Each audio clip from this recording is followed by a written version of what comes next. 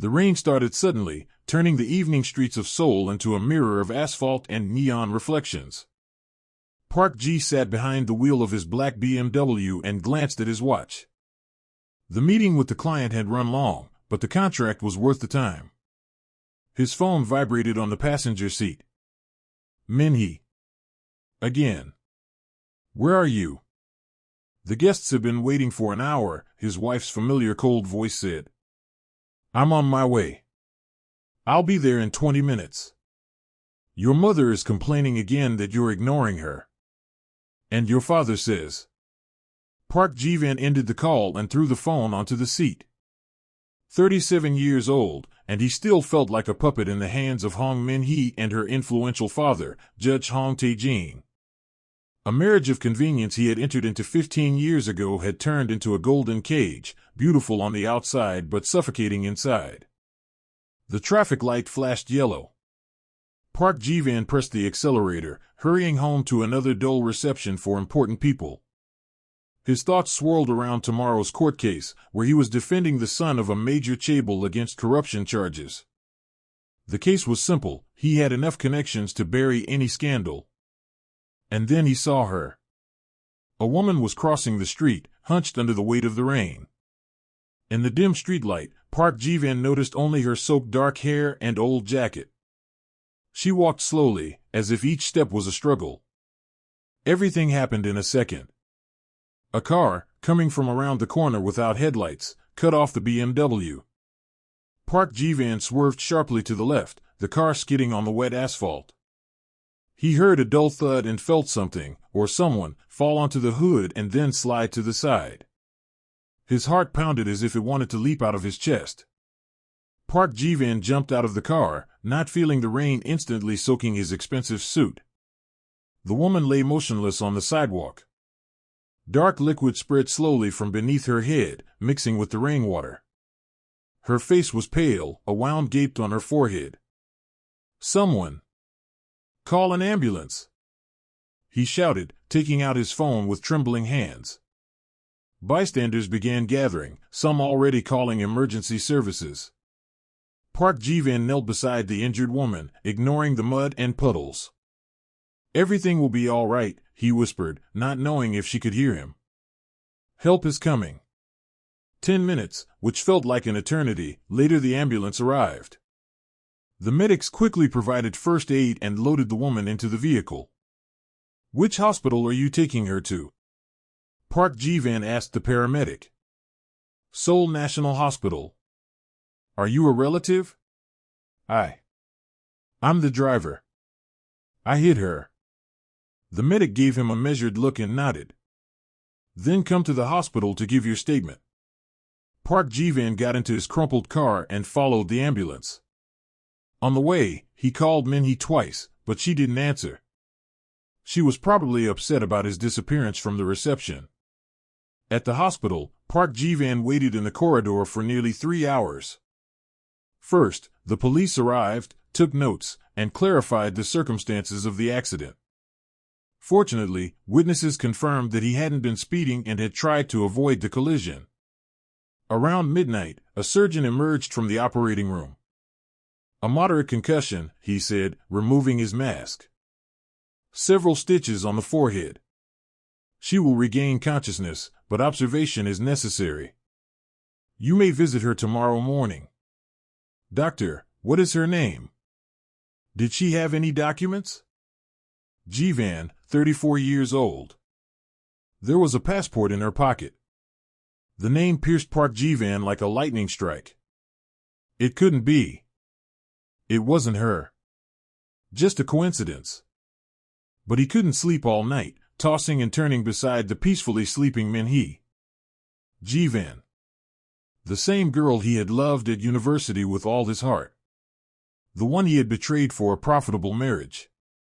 In the morning, Park Ji-van canceled all his appointments and went to the hospital with a huge bouquet of white chrysanthemums. His hands trembled as he climbed to the 4th-floor ward. The door was ajar. Park Ji-van peeked inside and froze. On the hospital bed lay her. The same Ji-van he had been madly in love with 15 years ago. The years had changed her, her face had slimmed, faint wrinkles appeared around her eyes, but it was definitely her. His first and only true love. A white bandage adorned her forehead, but even so, she was beautiful. She slept, turned toward the window, through which morning sunlight streamed. Beside her bed, on an uncomfortable hospital chair, a teenage boy slept. A thin boy in a crumpled school uniform, with an old backpack at his feet. Park Ji-van stepped closer, and his heart stopped. The boy was the spitting image of himself at that age. The same black hair, the same stubborn chin, the same eyebrows. Even the way he slept mirrored Park Ji-van in childhood, curled up, hugging himself. "My God," he breathed. At the sound of his voice, the boy woke and looked warily at the stranger with flowers. "Who are you?" the boy asked, rising from the chair. His voice cracked, but it had the same intonation as Ji-van. "I." Park Ji-van could not utter a word. "I'm the one who hit your mother," finished the boy. "You're the lawyer." "How do you know?" "The police said." "Park Ji-van, lawyer at Tiger Law Firm. I read about you online." There was no anger in the boy's voice, only weariness. He looked far older than his age. "What's your name?" Ji-van asked. "So Min-jun." "Min-jun," Ji-van repeated. The name sounded familiar, but he couldn't remember why. At that moment, Eun-ji stirred and slowly opened her eyes. Seeing Ji-van, she stared at him silently for a few seconds, as if she couldn't believe her eyes. "Ji-van?" she whispered. "Is that you?" "Yes. It's me." Eun-ji tried to sit up, but immediately clutched her head in pain. "Mom, don't get up," Min-jun said gently, helping her settle more comfortably on the pillow. "What are you doing here?" Eun-ji asked, not taking her eyes off Ji-van. "I hit you last night. I didn't see you in the dark, the car skidded." "I see," she said coldly. "What a strange coincidence. Or fate." A heavy silence hung between them. Min-jun shifted his gaze from his mother to Ji-van, sensing the tension but not understanding the cause. "Mom, do you know him?" Eun-ji was silent, then nodded. "We studied together at university." "Long ago." "Very long ago," Ji-van echoed. He placed the flowers on the nightstand and stepped closer to the bed. In daylight, Min-jun's resemblance to him became even more obvious. The boy had the same brown eyes, the same mole on the left temple, the same curve of the lips. "How old is he?" Ji-van asked softly. 14, Eun-ji replied. "He started high school this year."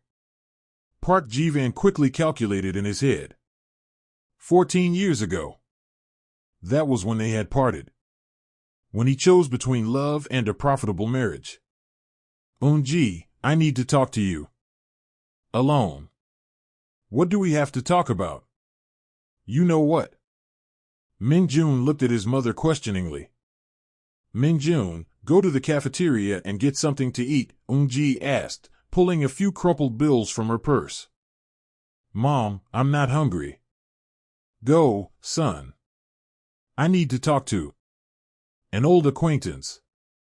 The teenager reluctantly took the money and left the room, giving Park Ji-van one last steadying glance. When the door closed, Park Ji-van sat in the chair Min-jun had been occupying. "He's mine, isn't he?" he asked directly. Eun-ji was silent for a long time, staring out the window. "Yes," she finally said. "Yours." 15 years ago, Park Ji-van met Eun-ji during his second year at the Seoul National University Law School. She studied social work in a nearby building, and they met in the university library late one evening while both were preparing for exams. Eun-ji sat in a distant corner of the reading room, surrounded by stacks of sociology and psychology books. Her long black hair fell across her face, hiding her focused expression. Park Ji-van had noticed her a week earlier but had not dared approach. That night, he gathered his courage. Excuse me, could you tell me where to find civil law textbooks? He asked, even though he knew exactly where every section of the library was. Eun-ji looked up and smiled. Her smile was warm and genuine, unlike the forced expressions of girls in his social circle. Second floor, right wing. But the librarian has already left, and the shelves are locked. Ah, I see. Thank you. As Park Ji-van was leaving, he stood next to her desk, unsure what to say next. Would you like to sit? Eun-ji offered, pointing to an empty chair. I can share some coffee from my thermos. That's how their acquaintance began. They talked until morning, discussing studies, dreams, and future plans. Eun-ji wanted to work with children from disadvantaged families and open a social adaptation center. Park Ji-van was still thinking about a career as a prosecutor, about defending justice. They came from different worlds. Park Ji-van grew up in a middle-income family. His father worked as an accountant in a small company, his mother was a homemaker. But he was talented, studied excellently, and received a scholarship. Eun-ji, on the other hand, was raised by a single mother who worked as a janitor in an office building. Money barely covered necessities, but her mother dreamed of giving her a proper education. Eun-ji worked as a tutor and a waitress at a cafe near the university. Despite their different backgrounds, they fell in love at first sight. Park Ji-van saw in Eun-ji a purity of soul he had longed for. She did not flatter him, did not try to impress with expensive clothes or manners. With her, he felt like himself. They dated for a year and a half. They walked through Seoul's parks, ate ramen in cheap eateries, dreamed of the future. Park Ji-van even introduced her to his parents, who welcomed her warmly. Everything changed in the third year when Park Ji-van became the top student in his class and drew the attention of influential people. Judge Hong Tae-jin, father of his classmate Min-hee, offered Park Ji-van an internship at a major law firm. Along with it came an unspoken hint of closer ties with the Hong family. Min-hee was beautiful, educated, and from a wealthy family. She openly flirted with Ji-van, invited him to expensive events, introduced him to important people. Her father hinted that a successful marriage could open all doors for Park Ji-van in the legal world. At first, Park Ji-van rejected these hints. He loved Eun-ji and planned to marry her after graduation. But temptation grew. He saw how wealthy families lived and the opportunities available to those with money and connections. Meanwhile, his own family's financial situation worsened. His father lost his job, and his mother became ill, needing expensive treatment. Eun-ji also faced hard times. Her mother was hospitalized, and she had to take a leave from university to earn money for treatment. Park Ji-van was torn between love and duty, between heart and reason. Eun-ji never asked him for help or complained about difficulties. But he saw her lose weight from hunger, working late nights to make ends meet. At the end of the third year, something happened that decided everything. Park Ji-van's mother needed urgent surgery costing a fortune. His family did not have the money. He turned to Judge Hong Tae-jin for help. The judge agreed to pay for the treatment, but on one condition. You're a talented young man, Ji-van, the judge said in his luxurious office. You have a great future. But in our world, connections matter more than talent. My daughter loves you. Consider what I am offering. Park Ji-van thought for 3 days. Then he called Eun-ji and asked to meet at the same cafe where they had often spent time. She came tired after a night shift at a restaurant but smiled when she saw him. Lately, they had seen each other rarely, each with their own problems. Eun-ji, I need to tell you something, he began. There was something in his tone that made her wary. What's wrong? We can't be together anymore. The silence stretched endlessly. Eun-ji stared at him with wide eyes, as if unable to comprehend what she had heard. Why? She finally whispered. What did I do wrong? You did nothing. It's not about you. It's just. We come from different worlds. I realized we have no future. I don't understand. Just last week you said you loved me. I was young and foolish. Now I understand that love is not enough. You need stability, prospects. You met someone else. It was not a question but a statement. Park Ji-van said nothing, but his silence spoke louder than words. Eun-ji stood from the table. I see, she said softly. Well, good luck. She left without looking back. Park Ji-van remained sitting in the cafe, feeling something vital die within his soul. A month later, he proposed to Min-hee. Their engagement was announced in society pages, and the wedding took place a year after graduation. A lavish ceremony at the best hotel in Seoul, famous guests, expensive gifts. And Eun-ji disappeared from his life, as if she had never existed. Present-day Park Ji-van looked at Eun-ji lying in the hospital bed and realized he had never stopped loving her. All these years of marriage with Min-hee, he had lived like in a fog, performing the role of the perfect husband and successful lawyer. Why didn't you tell me? He asked. Why didn't you say you were pregnant? And what would that have changed? Eun-ji replied. You had already made your choice. You married her 2 months after we parted. You think I didn't know? I had the right to know about our son. What right? Bitterness sounded in her voice. You abandoned me for a wealthy bride. What right did you have to my child? Our child. Mine. I raised him alone, woke up at night when he was sick, earned his food and clothes on my own. Where were you all these 14 years? Park Ji-van could say nothing. She was right. What did you tell him about me? The truth. That his father is a man who chose money over love. That he has another family where there is no place for us. Eun-ji. Leave, Ji-van. Pay for the treatment if you have any conscience and leave our lives. Just like you did 15 years ago. Min-jun returned to the room with a bun in his hand. He immediately sensed the tense atmosphere. Mom, is everything okay? Yes, son. Mr. Park was just leaving. Park Ji-van stood from the chair. He wanted to say something to his son, but the words wouldn't come. Goodbye, he said, heading toward the door. Mr. Park, Min-jun called after him. Park Ji-van turned. Thank you for the flowers. And for coming to visit Mom. There was no anger or resentment in the boy's voice. Only polite gratitude. It broke Park Ji-van's heart even more than Eun-ji's coldness. For the next week, Park Ji-van lived in a fog.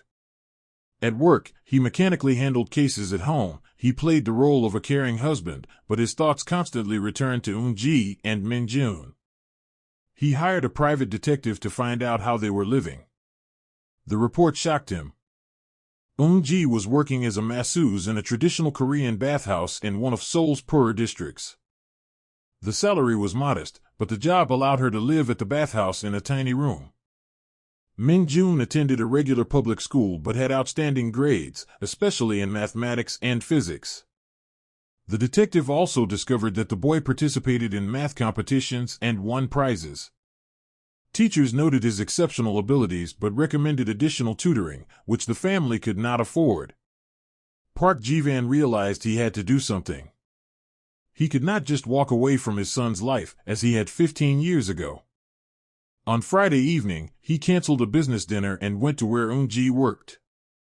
The building was old but clean. In the lobby, elderly men were playing baduk and drinking tea. May I see Masseuse Ji-van? He asked the administrator. Did you make an appointment? No, but it's a personal matter. The administrator looked at Ji-van's expensive suit with suspicion but nodded. Wait here. A few minutes later, Eun-ji appeared in a masseuse's white coat.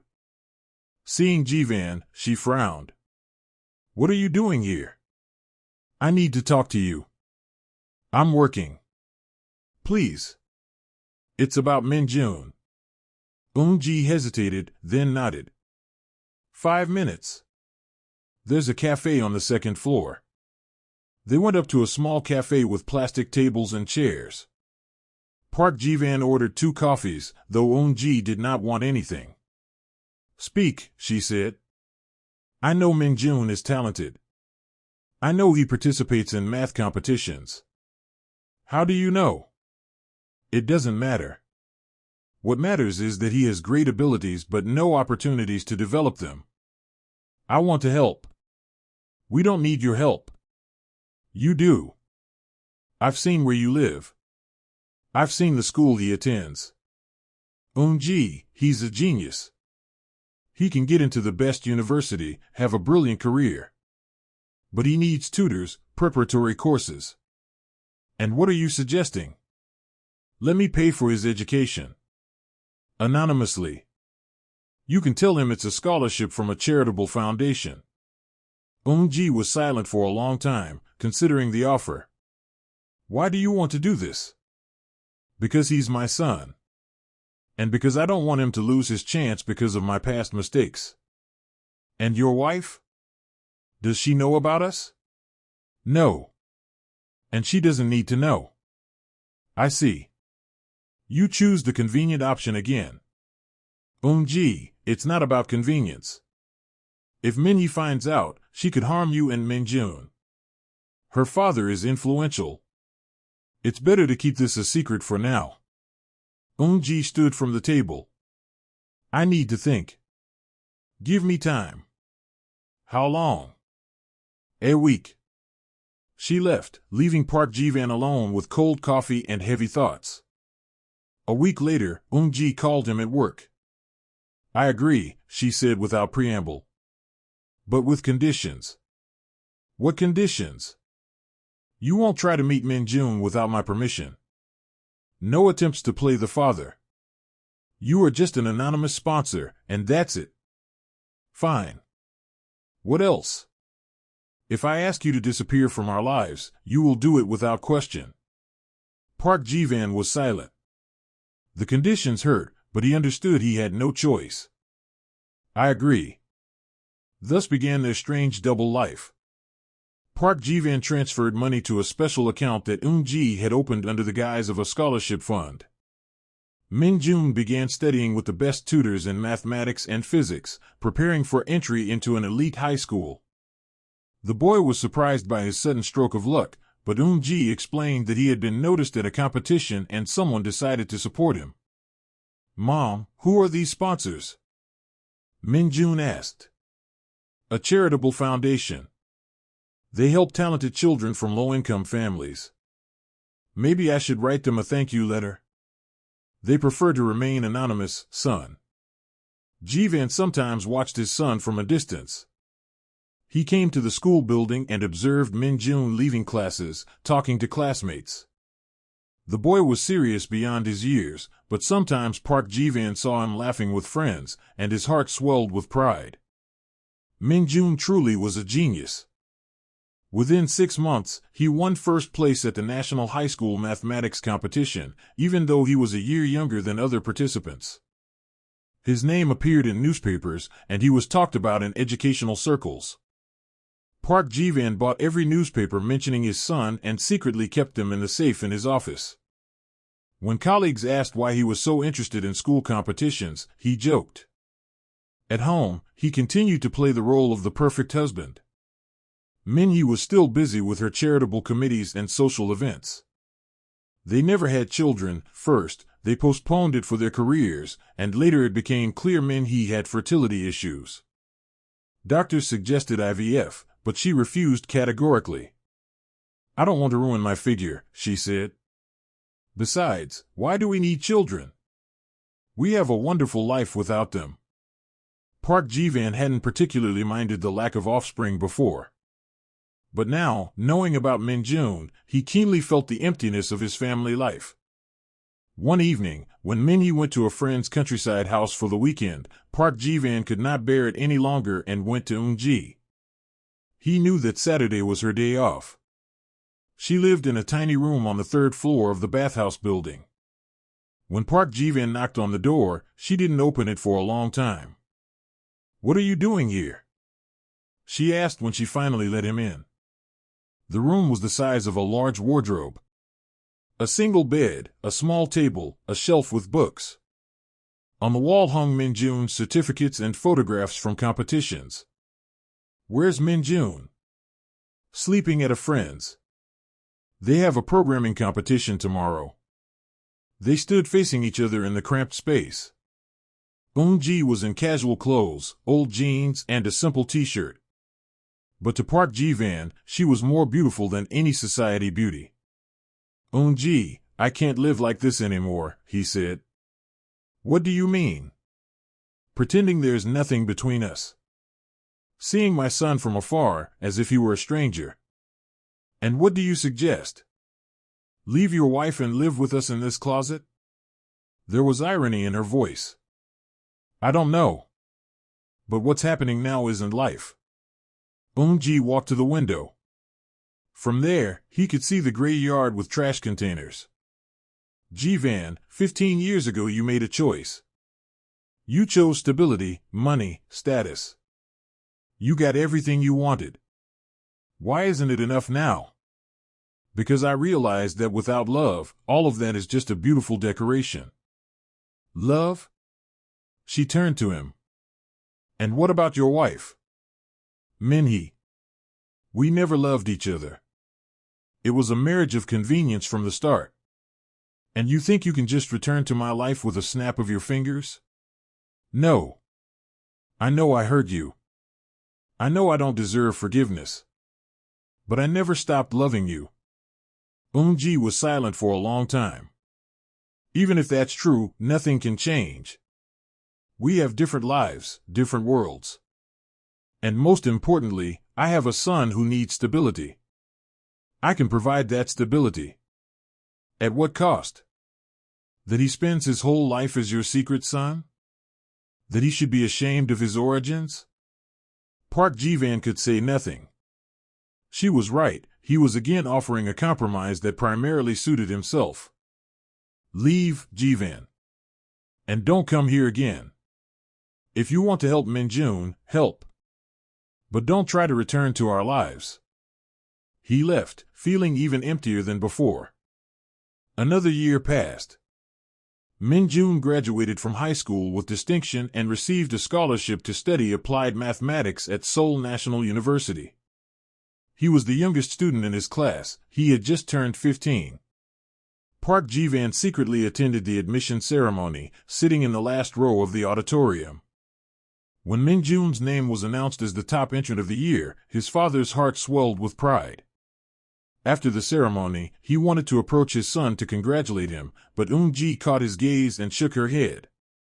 Park Ji-van stopped and simply watched as she hugged Minjun, as they posed together on the university steps. That same evening, his world collapsed.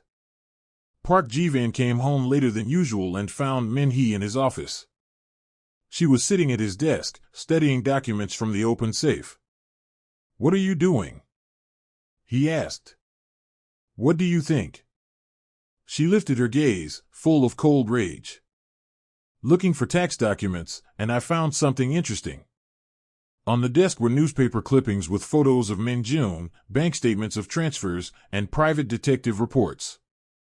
Min-hee, I can explain everything. Explain? She stood and threw one of the newspapers at him. What is there to explain? My husband has an illegitimate son he never told me about in 15 years. I only found out recently. Lies. Here are transfer statements for the past 2 years. You've been supporting this. This woman and her bastard. Don't you dare speak about my son that way. Your son? Min-hee laughed hysterically. So you admit it? So all these years I lived with a cheater and a liar? Park Ji-van realized that denying it was pointless.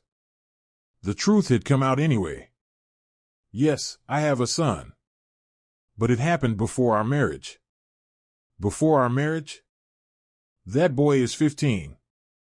We've been married 15 years. You were cheating from the very start? No. I didn't see Eun-ji all these years. I only learned about my son by accident when I hit her with the car. Min-hee looked at him closely, then picked up the detective report from the desk.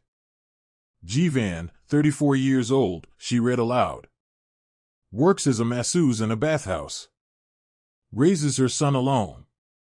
So that's the poor girl you dated at university? How do you know? Do you think I didn't check your past before marriage? I knew about that girl but thought you'd forgotten her long ago. Min-hee walked to the window and stared at the night Seoul skyline for a long time. You know what annoys me the most? She said without turning. Not that you have a child on the side.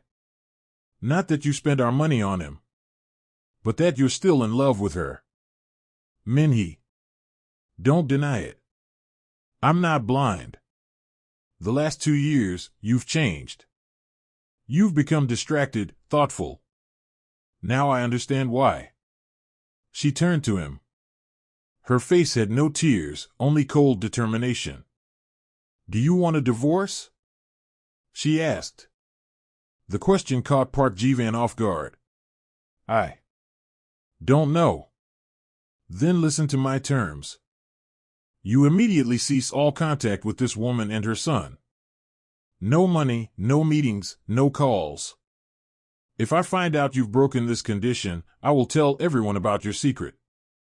Your father will have you arrested for embezzling family funds, and your career will be destroyed. You can't do that. I can. And I will. Or do you think I'll let some masseuse destroy everything we've built in 15 years? What if I choose them? Min-hee smirked. You? Give up everything for love? Ji-van, you made that choice 15 years ago. And you chose me. Money. Status. Do you think you have the courage to do differently now? Her words were like a slap. Because she was right, he had once betrayed love for gain. And now he didn't know if he had the strength to act differently. You have a week to think, Min-hee said. Either you disappear from their lives forever, or I will destroy them myself. And you along with them. She gathered the documents from the desk and left the office, leaving Park Ji-van alone with his thoughts. Park Ji-van didn't sleep all night, tormented by doubts.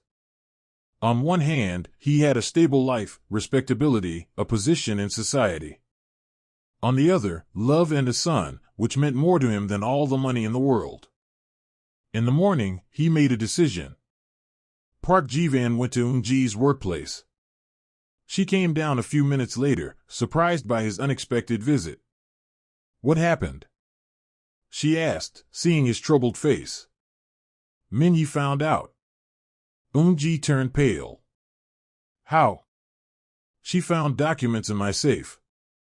Now she knows about Min-jun, about the money I transferred to you. And what did she say? She's threatening to destroy you if I continue contact. Eun-ji remained silent, thinking over what she had heard. So, it's over, she said finally. No. I want to choose you. What? I want to leave Min-hee. I want to officially recognize Min-jun as my son. I want to live with you. Eun-ji looked at him skeptically.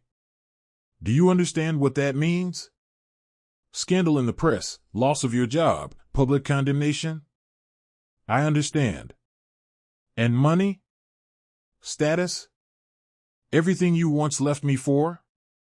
I realized that none of that matters without love. Eun-ji was silent for a long time.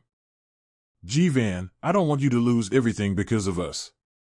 Min-jun has a bright future, he got a scholarship, he can manage without your help. It's not just about the money. I want to be his father. A real father, not a secret sponsor. And if he rejects you? He's lived 15 years without a father. Maybe it's too late? Then I'll at least try. I'll try to earn his forgiveness. At that moment, Min-jun entered the cafe. He was supposed to be in lectures, but for some reason, he was here. Min-jun? Eun-ji exclaimed. What are you doing here? Classes were canceled, the young man replied, but his eyes were on Jivan. "Mom, can I talk to you both?" "Of course, son." "Mr. Park was just leaving." "No," Min-jun interrupted. "I wanted to talk to both of you." Eun-ji and Park Jivan exchanged glances. "About what?" the mother asked. Min-jun sat at their table. He looked older than his 15 years, serious, focused. "I know who he is," the boy said, nodding at Jivan. "What do you mean?"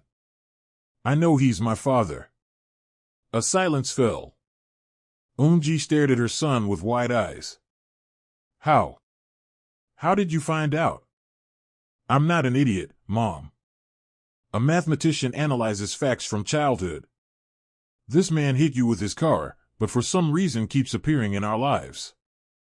Then suddenly a mysterious scholarship fund appears, paying for my education. And recently, I saw him at the university entrance ceremony." Min-jun turned to Jivan. "Besides, I don't need to be a genius to notice our resemblance. People always say I remind them of someone when they see us together." Park Jivan didn't know what to say. Eun-ji sat with her head lowered. "Min-jun, I can explain everything," she began. "No need, Mom. I understand everything. You didn't want me to know the truth because you thought he abandoned us. And you were right." The young man looked at Jivan. "The question is only what you're going to do next." "I want to be your father," Jivan said. "A real father. I want you to carry my name, for everyone to know you're my son." "And your wife? Your career?" "I'm ready to give everything up." Min-jun looked at him closely. "Why? Why now, and not 15 years ago?" The question was harsh but fair. "Because 15 years ago I was a coward. I chose the easy way instead of the right one. But now I want to correct my mistake. And if it's too late? If I can't forgive you for all those lost years? Then I'll try to earn your forgiveness for the rest of my life." Min-jun was silent for a long time, reflecting on what he heard. "All right," he said finally. "You have one chance. But only one." The next day, Park Jivan went to the office of his father-in-law, Judge Hong Tae-jin. The old man was sitting behind a massive oak desk, reviewing some documents. "Jivan!" he exclaimed happily. "What brings you here? Come in, sit down." "Judge Hong, I need to talk to you seriously." "About what?" The tone of the father-in-law became wary as he noticed his son-in-law's tense expression. "About divorcing Min-hee." Hong Tae-jin slowly put aside the documents. "What nonsense are you talking about?" "It's not nonsense. Our marriage was a mistake from the start. Min-hee and I never loved each other." "Love?" The old man smirked. "Are you a boy? At our age, it's not about love, it's about mutual benefit, stability, status in society." "Perhaps. But I no longer want to live like that." "Ah, I see." The judge leaned back in his chair. "Min-hee told me about your discovery. About the illegitimate son. Then you understand my situation." "I do." "You're a fool, Jivan. A big fool. You have everything, money, status, respect. And you're ready to lose it all for some masseuse and her bastard? He's my son. And I love him." "Love? You don't even really know him. He lived 15 years without you and will do just fine without you." "Maybe. But I can't do without him." Hong Tae-jin stood and walked to the window. "Listen carefully," he said without turning. "If you file for divorce, I will destroy you. I'll find a way to discredit you, revoke your license, put you in prison. And I'll destroy your lover and her son as well. You wouldn't dare. I dare. I have enough connections and power to turn your life into hell. Think carefully whether a moment of passion is worth such a price." Park Ji-van realized that his father-in-law's threats were not empty. Hong Tae-jin was influential and could carry out everything he promised. And if I stay with Min-hee but secretly see my son? No contact. No money, no meetings, no calls. If I find out you break this rule, I will destroy all three of you. Park Ji-van felt the walls closing in around him. But this time, he wasn't going to back down. Fine, he said. Then we'll meet in court. He turned and left the office, without waiting for a reply. That same evening, Ji-van held a press conference. He rented a hall in one of Seoul's hotels and invited representatives from the largest newspapers and TV channels. The journalists were puzzled. Lawyers rarely give public addresses without a very good reason. Park Ji-van stepped up to the podium in a simple black suit. Eun-ji and Min-jun sat beside him. The mother and son looked confused. They had not expected such a public revelation. Ladies and gentlemen, Ji-van began, I have gathered you here to make an important statement. 15 years ago, I made a grave mistake. I abandoned the woman I loved for a profitable marriage. Recently, I learned that we have a son, whose existence I did not know.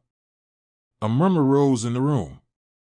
Journalists began scribbling in notebooks, photographers clicking their cameras.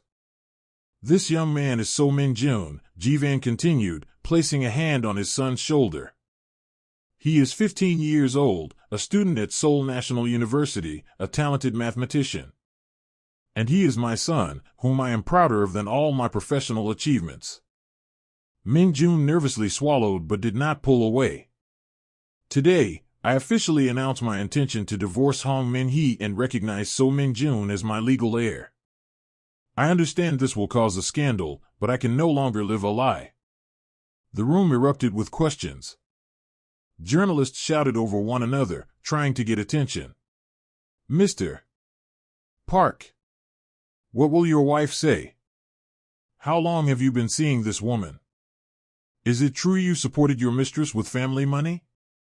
Park Ji-van raised his hand, calling for silence. I will not answer questions about my private life. I will only say that I made this decision consciously and do not intend to take it back. Thank you for your attention. He stood up, took Eun-ji's and Min-jun's hands, and walked out under the flashes of cameras and a storm of questions. Outside, Ji-van's car was waiting. They got in silently and drove away from the hotel. Why did you do this? Eun-ji asked. Now all of Seoul will know about us. That's exactly what I wanted. Now there's no turning back. And your career? Clients? Money? I'll find a new job. Earn new money. But I no longer want to hide my son.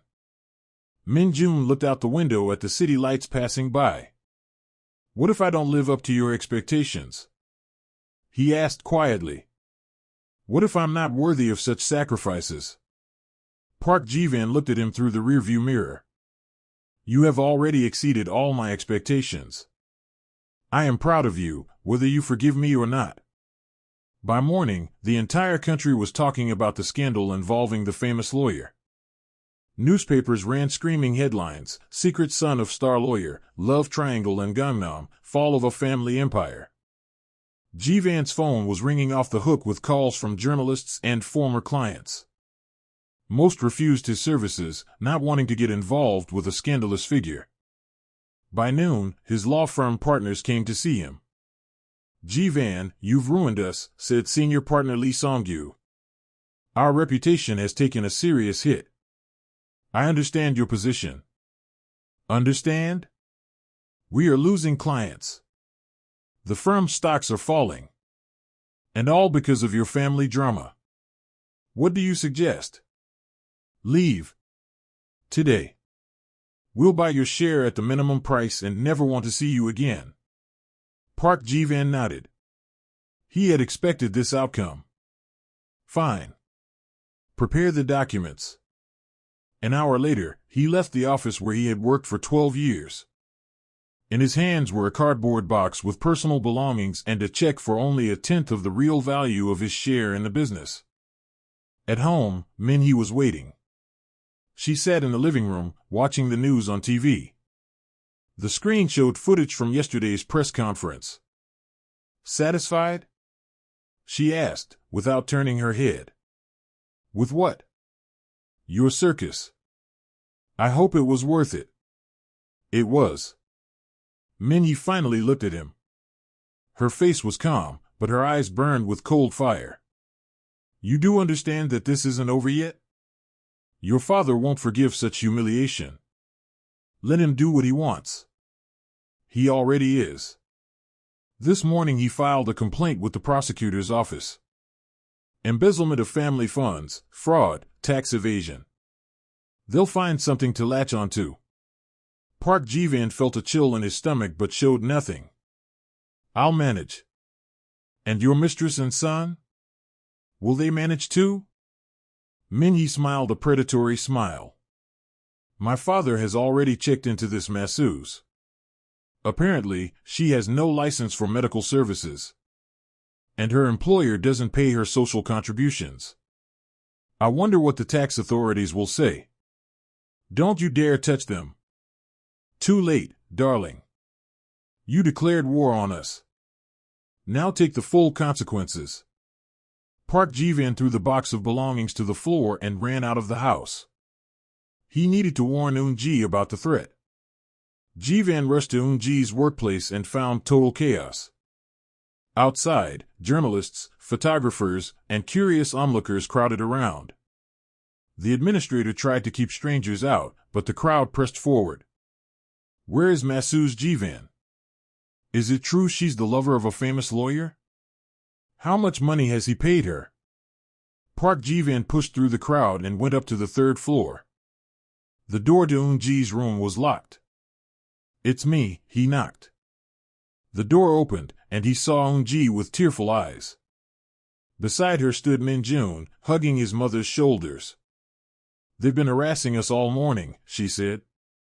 They won't leave us alone. And the spa director said he's firing me. Afraid of a scandal. Eun-ji, I'm so sorry. I didn't think it would come to this. Didn't think? She looked at him bitterly. You acted again without consulting me. You decided for us what's best. I wanted to protect you. Protect? Now we can't leave the house, I've lost my job, and Min-jun is ashamed to appear at university. Min-jun lifted his head. I'm not ashamed, Mom.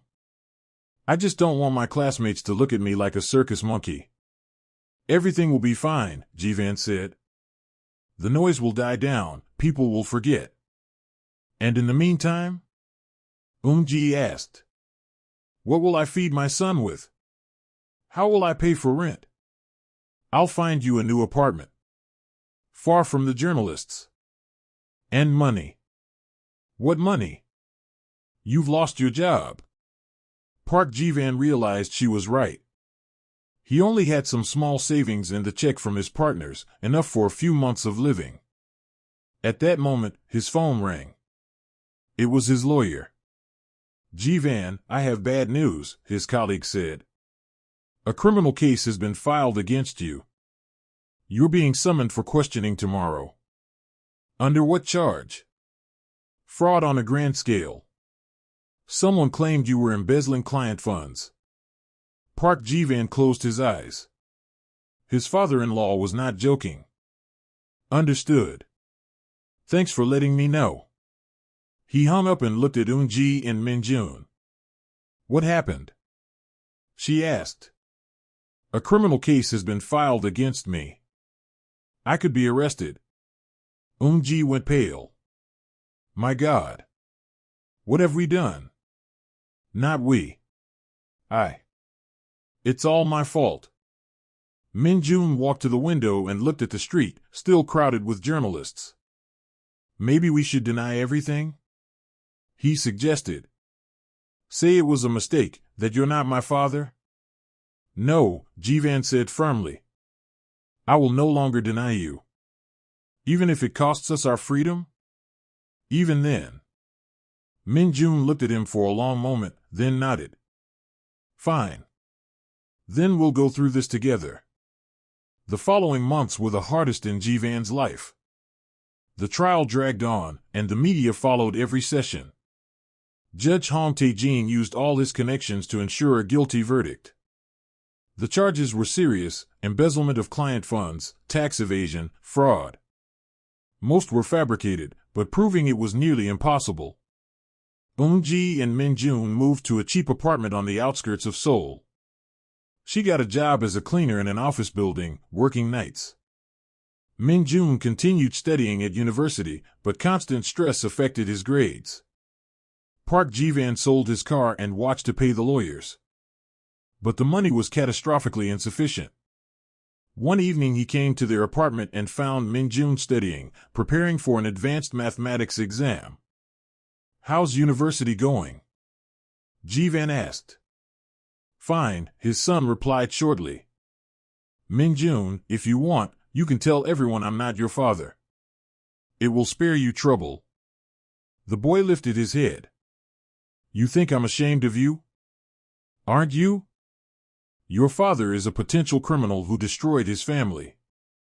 My father is a man who sacrificed everything for truth, who was not afraid of powerful enemies. Why should I be ashamed of that?" Park Ji-van felt a lump in his throat. "But because of me, you lost your scholarship. The scholarship wasn't revoked because of you. The dean was just scared of the scandal. That's their problem, not ours. And your future? Your career as a scientist?" Min-jun put down his pen and looked at his father. "You know what I've learned these months? That a person's true value isn't in money or status, but in whether they're willing to do the right thing when it's difficult. And what is right in our situation? Not giving up. Going all the way. Proving to everyone that we won't break." At that moment, Eun-ji returned from her night shift. She looked exhausted, but still beautiful in Ji-van's eyes. "How's the trial?" she asked, sitting next to her son. "Tomorrow is the final hearing. The verdict will be announced." "And what's expected?" 3 years suspended, or 1 year in prison." Eun-ji covered her face with her hands. "God, what have we done?" "Mom," Min-jun hugged her. "Everything will be fine. We'll manage." "How?" "We have no money, no connections, no influence. But we have each other," Ji-van said. "And that's what matters most." The next day, the courtroom was packed with journalists and onlookers. Park Ji-van sat in the defendant's seat in a simple dark suit, already worn from months of trials. Eun-ji and Min-jun were present. The mother nervously fidgeted with her handkerchief, the son calmly watched the judge. The presiding judge was a colleague of Confronting, which did not bode well. But Park Ji-van had already accepted the inevitability of a guilty verdict. "Defendant Park Ji-van," the judge solemnly said, "the court finds you guilty of embezzling client funds in the amount of 200 million won. I sentence you to 2 years imprisonment, suspended, with a prohibition on practicing law for 5 years. The courtroom erupted. Journalists scribbled furiously, photographers clicked their cameras. Park Ji-van felt relief. The suspended sentence meant he wouldn't go to prison, at least for now. But losing his license effectively ended his career. After the verdict, Eun-ji and Min-jun approached him. "It's over," he said. "No," Min-jun objected. "It's just beginning." "What do you mean?" "Now we're free. Free from their world, their rules, their lies. We can start a new life." Eun-ji took Park Ji-van's hand. "He's right. The worst is behind us. Now we can think about the future." Park Ji-van looked at them, at the woman he had loved all his life, and at the son who had become his pride. For the first time in many months, he felt something like hope. A year later, the Park family's life began to stabilize. Park Ji-van opened a small legal consultation office in an ordinary neighborhood, helping ordinary people solve everyday problems. The pay was small, but the work brought satisfaction. He no longer wore expensive suits or drove a luxury car. But every evening he returned home to the woman he loved and his son. Min-jun recovered at university and became one of the top students again. Moreover, his story as the fallen lawyer's son made him somewhat famous among his classmates. Many admired his resilience and integrity. Eun-ji got a job as an administrator at a medical center. The pay wasn't great, but it was far more prestigious than her previous job. They rented a modest 2-room apartment in a middle-class neighborhood. It wasn't the luxurious home in Gangnam, but it was filled with love and understanding. One evening, while Min-jun was preparing for exams and Eun-ji was cooking dinner, Park Ji-van sat in the living room reading a newspaper. On the front page was an article about a corruption scandal involving Judge Hong Tae-jin. "What does it say?" Eun-ji asked, leaning over his shoulder. "Your former father-in-law has been arrested for bribery," Ji-van said. "And Min-hae is involved too. How do you feel about that?" Ji-van thought for a moment. "I don't feel anything. It's no longer my life. I feel neither glee nor regret." "Don't you miss your lost wealth? Your career?" "I only regret one thing, that I didn't make this choice 15 years ago." Eun-ji sat beside him on the sofa. "You know, I forgive you." "For what?" "For leaving me back then. I understand now that you were young and scared.